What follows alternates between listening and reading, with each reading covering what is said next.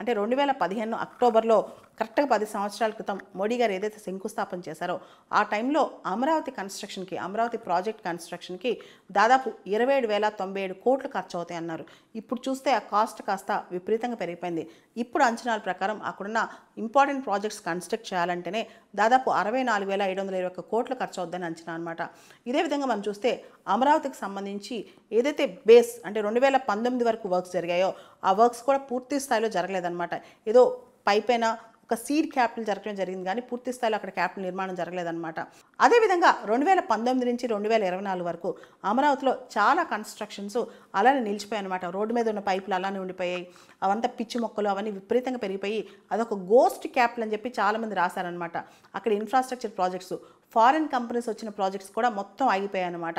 International collaborations, Singapore, Japanese firms వీళ్ళందరూ కొలాబరేషన్తో start అయిన projects కూడా ఆగిపోయాయి అనమాట.